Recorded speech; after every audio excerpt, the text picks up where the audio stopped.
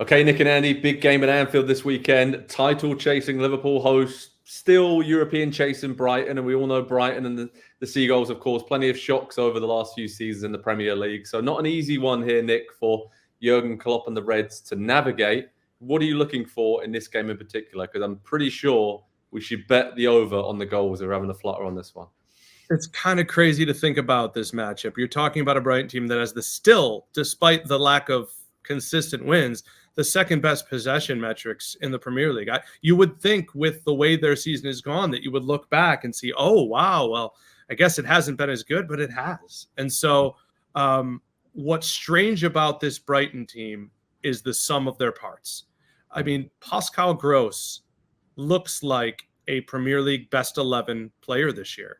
He has been absolutely phenomenal. The quietest superstar season you've ever seen.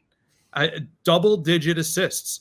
And so if you would have just given me this game out of the blue, I would have told you I think Liverpool just figures this out and waltzes. And maybe they do, but there's something in the DNA at Brighton.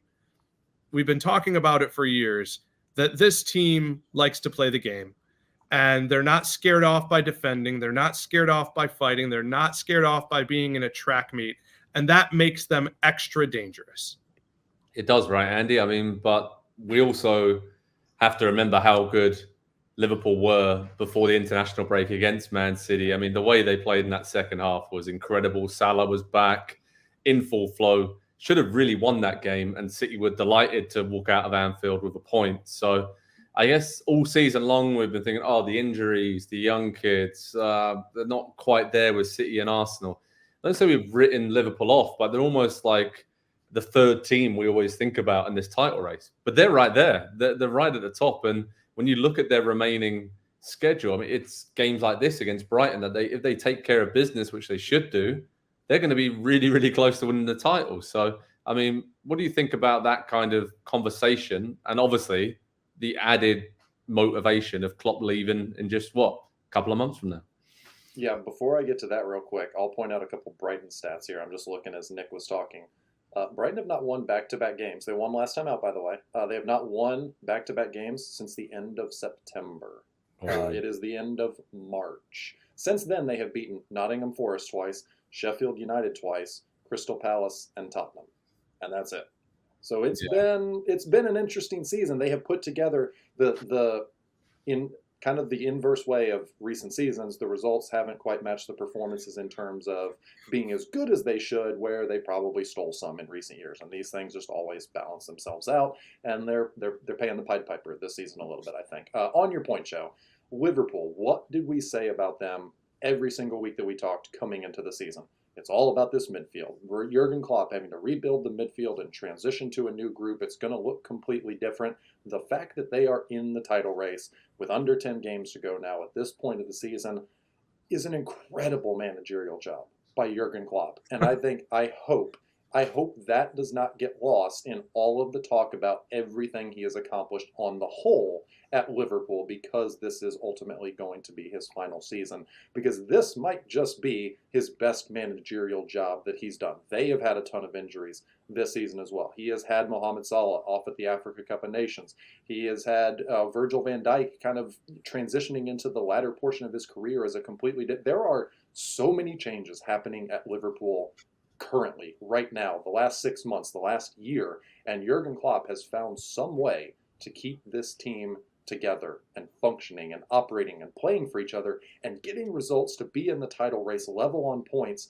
going into this weekend. It really is incredible what he has done, and obviously we'll celebrate him at the very end of his time at Liverpool, but I think we should be celebrating him right now as well for what he's been able to do this season. Yeah, I mean, injuries, they still have a lot of players out. We're talking, obviously, Curtis Jones, Diogo Jota, Trent Alexander-Arnold, Alisson still injured. And then there's doubts over Andy Robertson and Darwin Nunez as well. So they just keep on piling up, but they just keep on carrying on, basically. Liverpool has just been the same Liverpool, whoever's been plugged in there.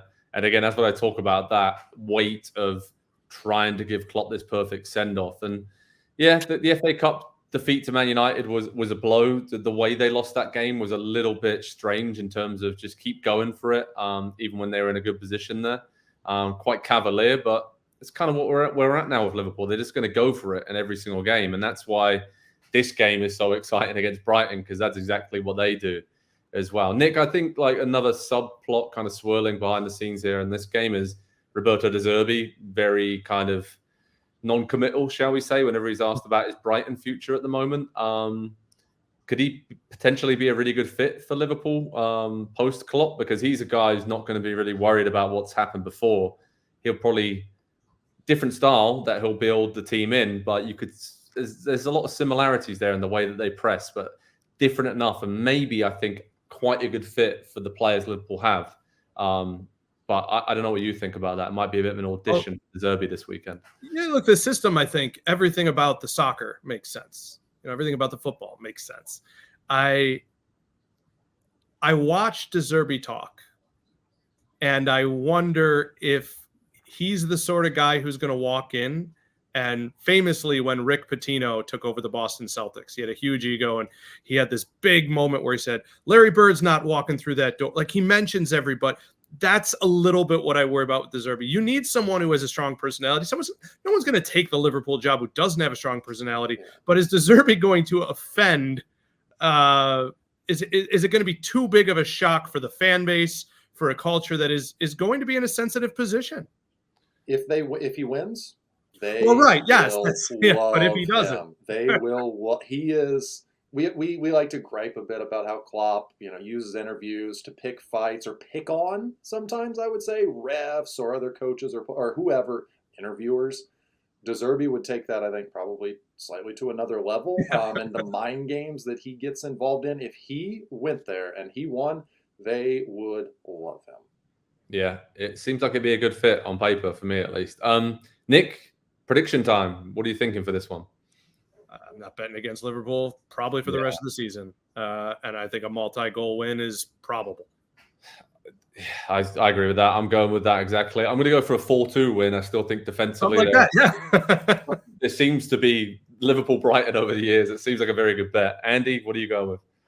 I'll go a little closer, but there's going to be goals in this one because both teams just play so openly and willingly do so. I'll say 3-2 to Liverpool. Probably a little bit more comfortable maybe than a 1-goal margin would suggest. But you look at the injuries that they've got in this one, the players they're going to be without, and it's going to be another tough but I think smart managerial job from Klopp. And also, I just want to mention, obviously, with Man City playing Arsenal this weekend, this is an opportunity potentially for Liverpool to move.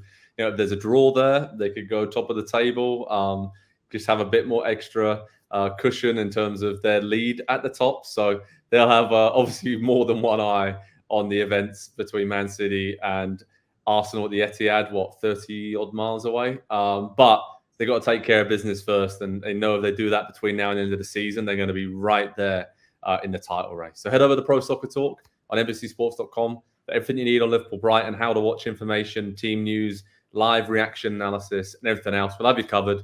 Nick, Andy, thanks so much for joining me, boys. Really appreciate it as always. Thanks everyone for watching, and we'll speak to you all very soon. Cheers, guys. Hi there, I'm Rebecca Lowe, studio host for NBC's coverage of the Premier League. Don't forget to hit subscribe to watch more videos all season long. And for even more Premier League content, from original series to live matches, head over to Peacock. And be sure to tune in for Premier League mornings every weekend on USA Network and on Peacock. We will see you there.